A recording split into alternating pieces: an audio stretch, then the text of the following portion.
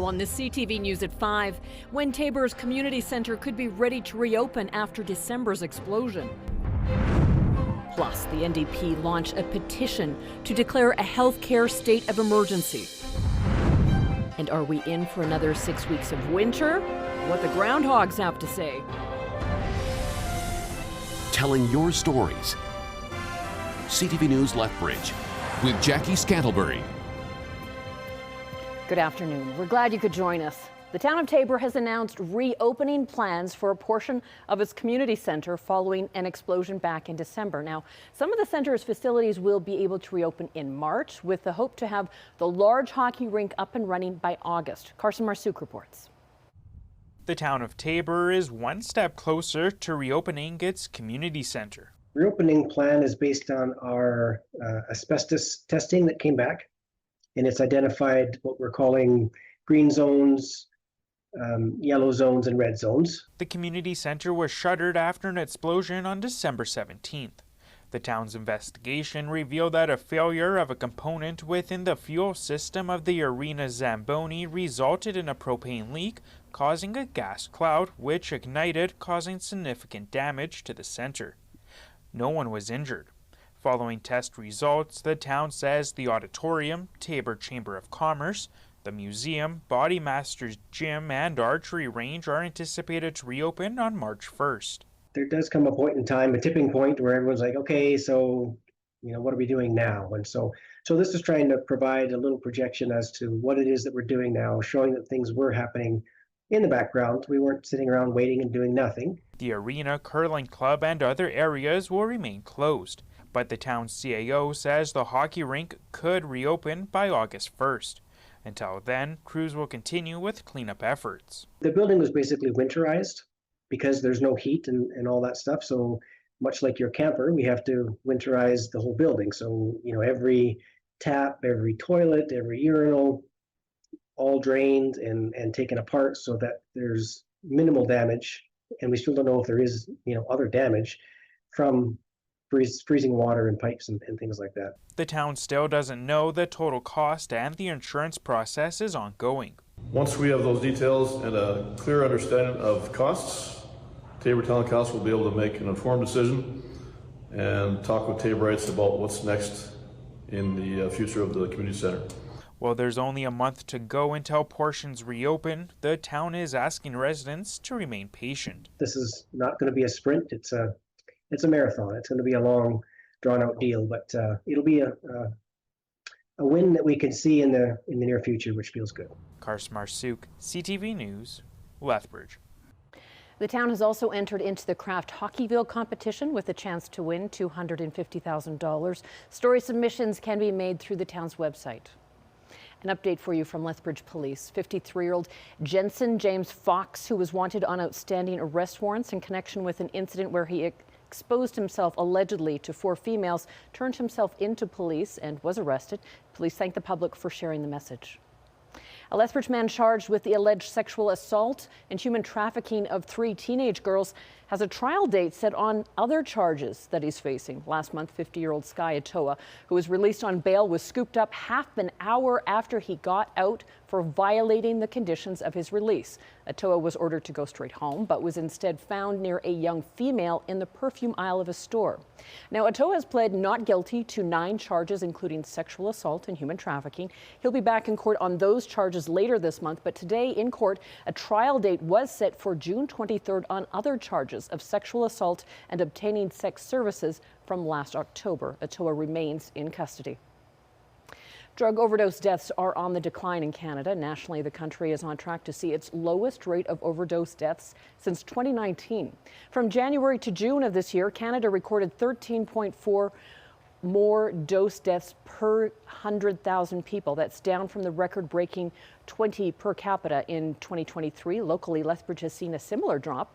The city recorded 114 deaths per 1,000 deaths in 2023. In the first 10 months of 2025, it's down to just 15.2. Generally, folks say it's for a myriad of reasons. The supply is a little bit less toxic since trade relations changed during the pandemic. just the precursor drugs are a bit less toxic. There's much wider availability of naloxone. A lot more people are smoking rather than injecting the drugs, which has a completely different risk profile. Now, we reached out to the province for comment, but have not yet heard back. BC's Interior Health has put out a drug alert for Cranbrook. The community and health services have seen an increase in opioids containing the sedative methamphetamine. The sedative can cause prolonged sedation, respiratory depression, confusion, among other symptoms. When combined with other drugs, it can cause prolonged toxicity, leading to several and severe withdrawal symptoms. Interior Health is advising anyone who plans to use drugs to get examined at a drug checking site. You should also use with others and space out doses when possible.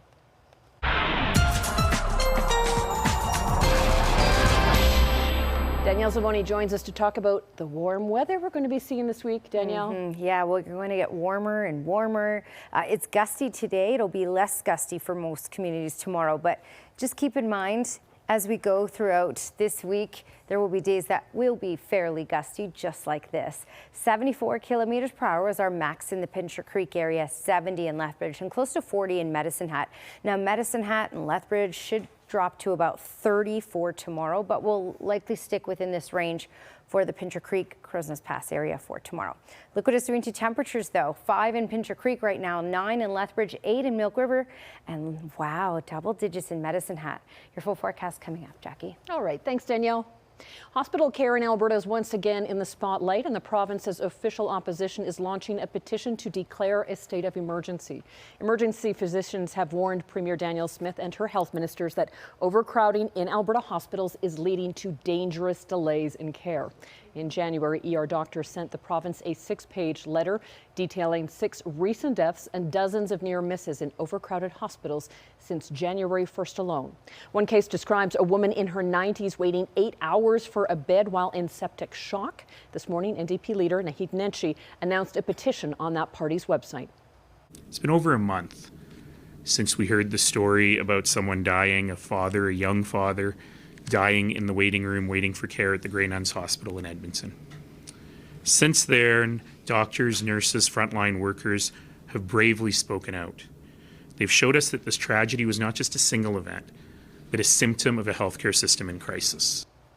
Nenshi is also calling on the Premier to call an emergency session of the provincial legislature.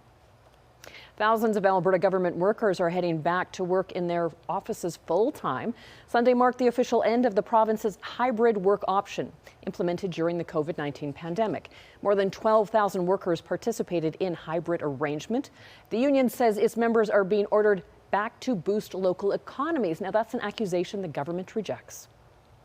A group of separatists in our province admit they have met with the Trump administration. The group also says members of the UCP government have signed their petition to get separation on the ballot.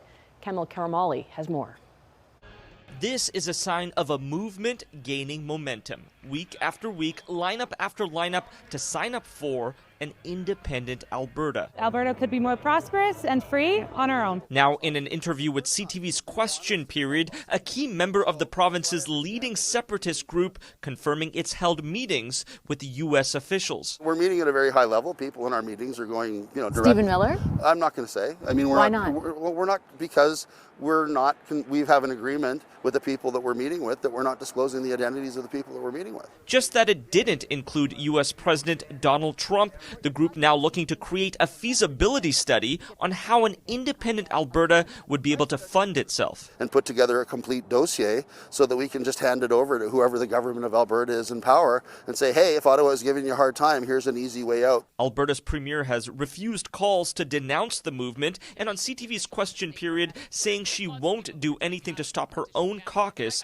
from signing on. I don't police the responses of my MLAs. They can sign whatever petition that they want. Not knowing if any have actually signed the petition, separatists in Alberta need 178,000 signatures by May for their petition to trigger a referendum on the province's independence. But Premier Danielle Smith herself keen on sticking with Canada. My approach and the approach of our caucus as a united caucus has been to support a sovereign Alberta within United Canada. But questions now on how long she can keep the juggling act going. Because you can't, on the one hand, agitate to have the type of radical change that they're talking about, and on the other hand, say that you care about the Canadian economy and the future of the country. And to add more fuel to the fire, a U.S. State Department official now confirming they did meet with the Alberta separatist group, but that no commitments were made. Don't put away those winter coats just yet. Balzac Billy says we are in for another 6 weeks of winter. The Groundhog Day tradition was held this morning at Blue Grass Nursery and Garden Centre.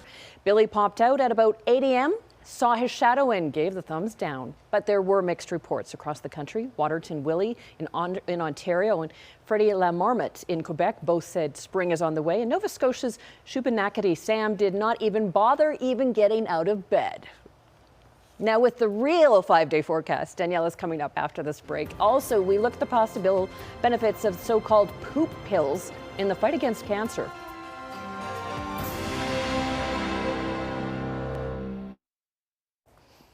Skywatch weather camera. Oh my, we are warming up. We call this the fake or false spring.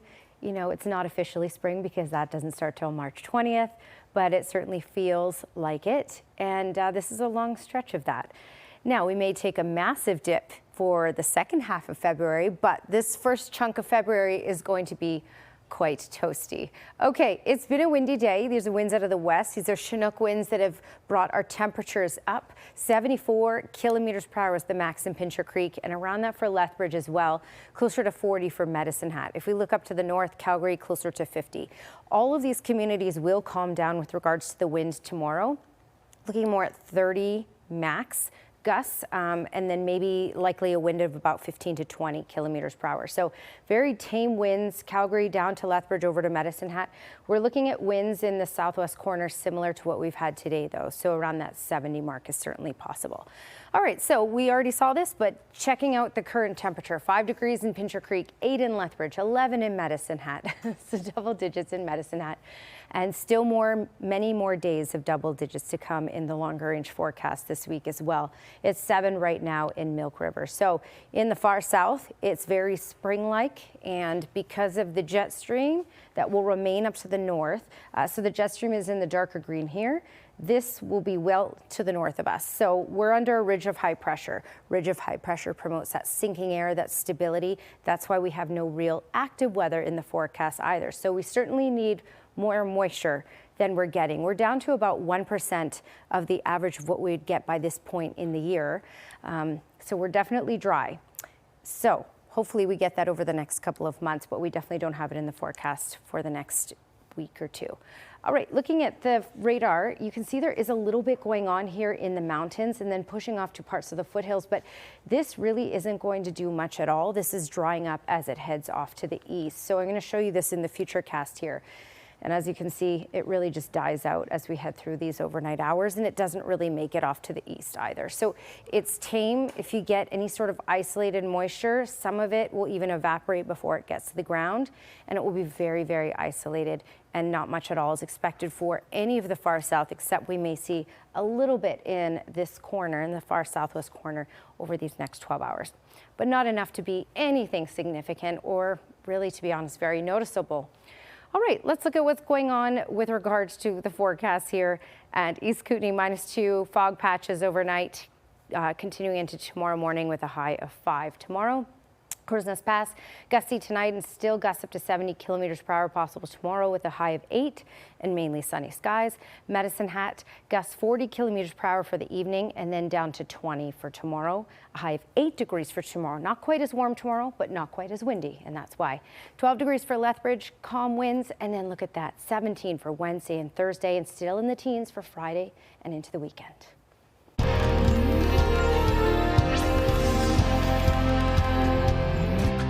So-called poop pills have researchers believing they may one day shape the future of cancer therapy. New research is showing promise in the treatment of multiple types of cancer. CTV's Pauline Chan has those details. They call it fecal microbiota transplants, or FMT, also commonly known as poop pills. It was the first time in the world anybody actually used healthy donor FMT in kidney cancer patients. Blue capsules containing the diverse gut bacteria of healthy donors. On average, we have to screen 43 people to get a person who passes the screen. Saman Maleki says the gut is actually the largest immune organ in the body. The drugs that we are giving kidney cancer patients are immunotherapy drugs These drugs work through activating the immune system. But there are side effects. They can activate an immune response against the lining of our gut, and the patients can experience severe diarrhea or colitis. And sometimes that can be actually life-threatening. Researchers at London Health Sciences combined FMT with immunotherapy for 20 patients with stage 4 kidney cancer, and they found that not only did response to the immunotherapy improve, those potentially life-threatening side effects were almost gone. So we are dealing with a combination treatment that is safe.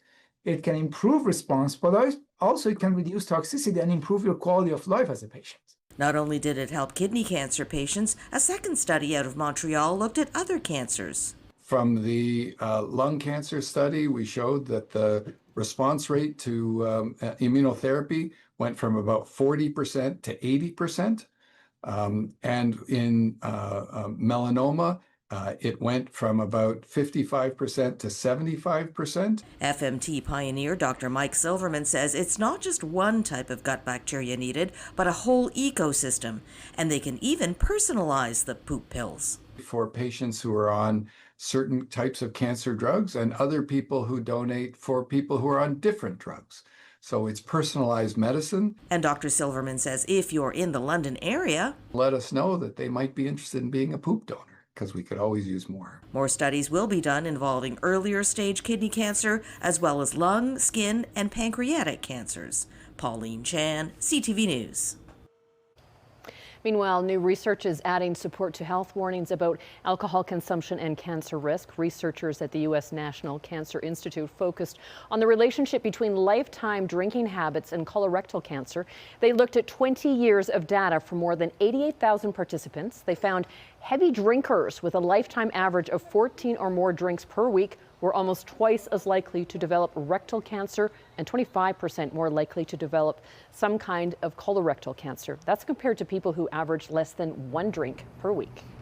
Still ahead on the CTV News at 5. We've got a wrap of weekend sports action on the other side of this break. Don't go anywhere.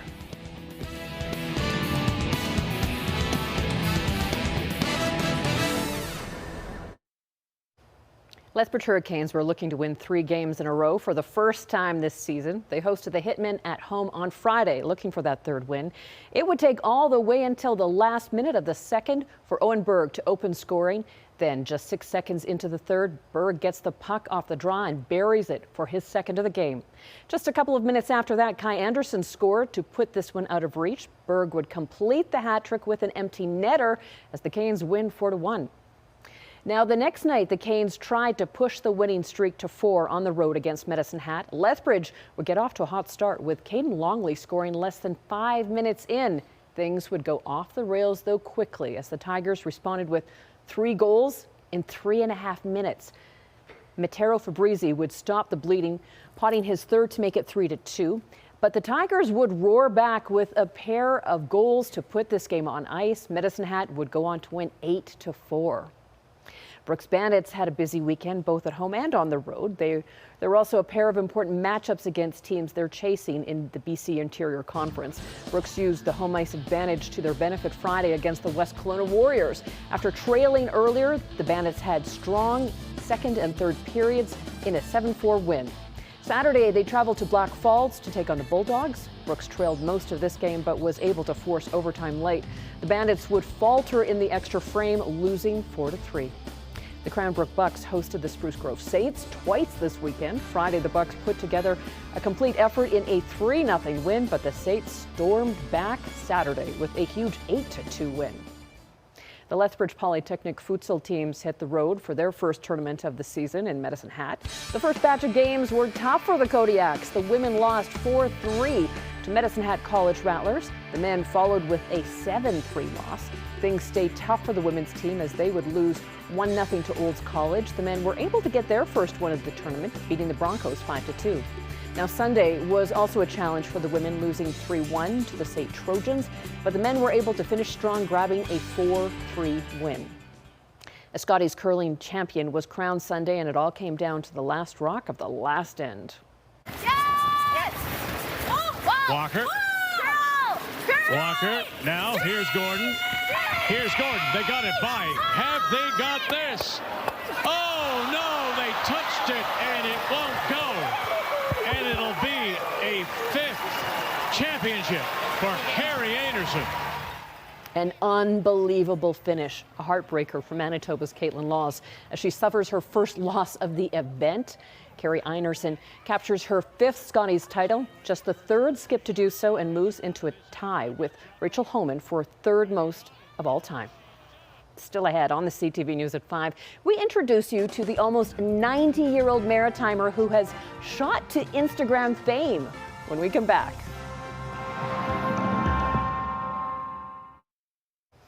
A 90-year-old Moncton man has shot to Insta fame in a month after creating an Instagram account for him to share his music. Derek Haggett reports.